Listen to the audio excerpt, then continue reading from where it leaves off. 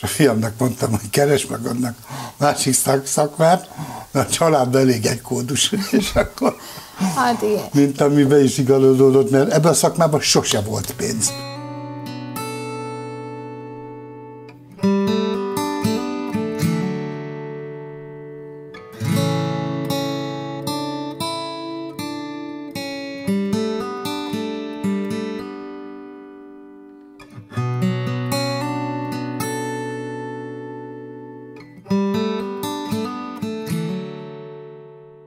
Cipészmester, 1979 óta vagyok, ami itt...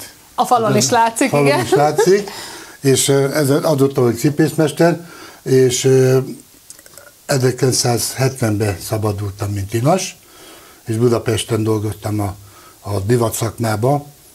Az összes maszekot végigjártuk Pesten, aki létezett, a Körúttól a Belvárosig, ez ment 10-15 éven keresztül, és sajnos a Kína beszólt, és agyonvágta a divat szakmát.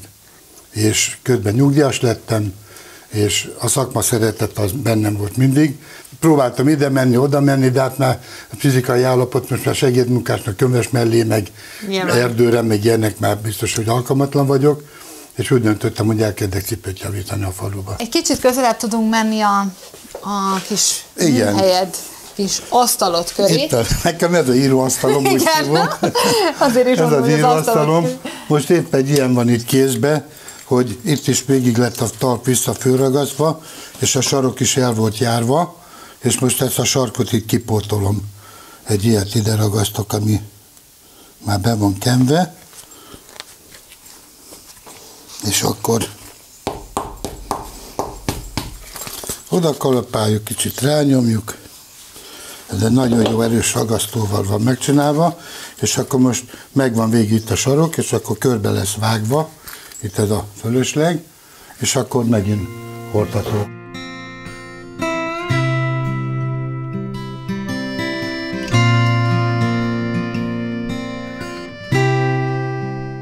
Nem volt ennek a szakmának becsülete, itt EBD dolgoztunk. De nem csak egy maszekne, az egész vonal. Nem mint a építőiparban, vagy egy ács, vagy valaki könyves négyzetméterre, és igen, akkor igen.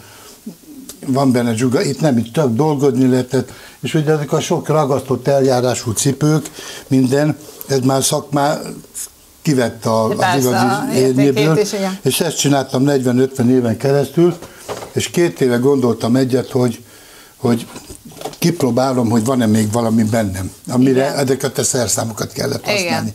Úgyhogy ebben ezt a cipőt 2 évet csináltam, ez egy eredeti angol varró cipő, ez csak annyi gépet látottam, mint a tűzőgép, amit így megvart.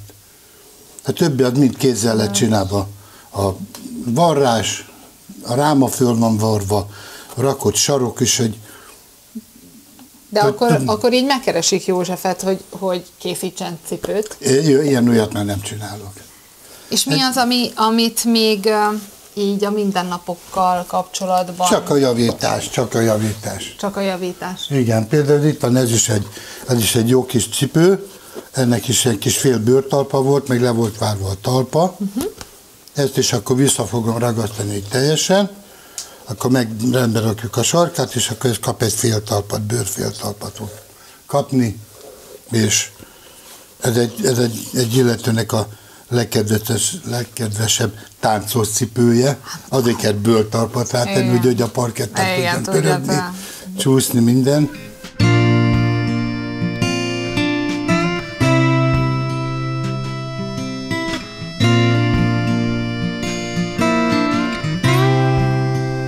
Mert abban az időben, amikor a Kína agyonvágta a szakmát, akkor még a javítás se érte meg, persze, mert olyan olcsók voltak a cipők, hogy elhozta a mama a cipőt, vagy a szandáját, akkor, hogy ezt meg azt aranyoskám, így úgy, mondtam, hogy mama, tegyen hozzá még egy 500-ast, és vegyen egy újat, igen. Mert többe kerül a javítás, mint ez. Jó, na most ugye megfordult olyan, ugye a piac egy kicsit, mert időzőjelben egy kicsit jobbak a minőségek, egy kicsit, igen. De az árak viszont nagyon fölmentek. Igen. És ilyen 15-20 ezer forintos akármilyen cipőkre 2-3 ezer forintot még költenek, igen. És akkor abból én úgy... Abból még egy pár évig...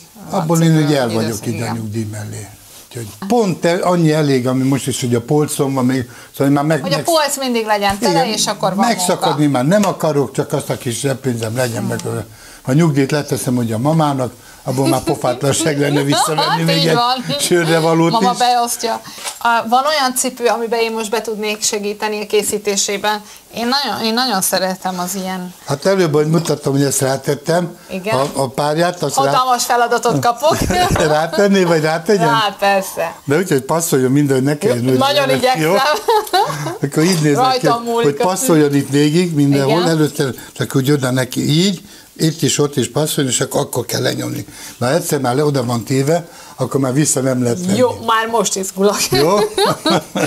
Jó, de akkor ezt így nem is kell megragasztanom? Már be van kenve minden. Be van kenve, de akkor ezt még körbe lesz vágva. Igen, de úgy, hogy minden két oldalról, hogy ott is maradjon, ez többet, meg ott a másik felén is. De jó, neki kell nyomni akkor ide ennek a részének, egyik sarkánál, csak ott is passzoljon. Majd mondja, aki kapja ezt a cipőt, hogy vállalom érte a felelősséget. Igen, ez a cipő itt van nyaralója egy pesti tanár úrnak. Igen. És ez az ő szandálja. Ez jó, remek, itt nincs semmi gond. Itt az van, hogy ez a talp itt már el volt megkopva jobban. Ja, értem. Mikor körül lesz vágva, akkor színbe hozom vele, hogy ne akadjon meg semmibe. Hát az elsőre 5-ös. Jaj, köszönöm. Akkor jövök még. Jó. És a kések azok nagyon élesek, azt nem adom, hogy körbe teszik. Azt inkább hagyom erre. Akkor ezt bevonott nem akarom kicserélni rajta. Akkor már nem lesz gazdaságos. Mert van egy ilyen vicc is, mikor az inasok voltak, hogy a inas, mikor körbevágta a cipőt, ugye fogjuk és körülvágjuk a cipőt, és akkor azt mondja a inas a mesternek, hogy mikor kész van valami termék, mindig azt mondtuk, hogy ezt a cipőt is kivágtam, tedd le, levágtuk.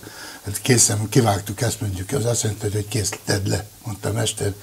Mondja az inas, hogy mester úr, ezt a cipőt is kivágtam. Azt mondja, mester, hogy tedd le, fiam, akkor, de nem úgy, mester, hogyha hova tegyem a fotót, kívülre vagy belülre.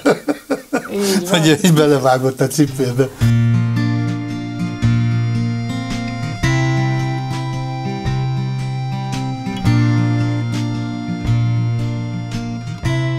Kicsi gyerekkorom óta, a óvi szünet, meg iskolai szünet, minden, itt töltöttem az összes nyarat. Úgyhogy az egész utca mindenki ismert minden öreg néni, meg a Dunakanyart, meg lenne a Dunapartot, azóta hozzám nőtt, és imádok itt lakni, mert a Dunakanyar az nagyon szép, meg lenne a part is, és a feleségemnek, mikor udvaroltam, és jártunk ide le, akkor neki is megtetszett ez a rész, és szokott hülyeskedni, ugye, hogy na, így úgy, hogy vagyunk meg, mint még azt szoktam mondani, hogy az a legjobb az egész, hogy ezt szép helyre hoztál.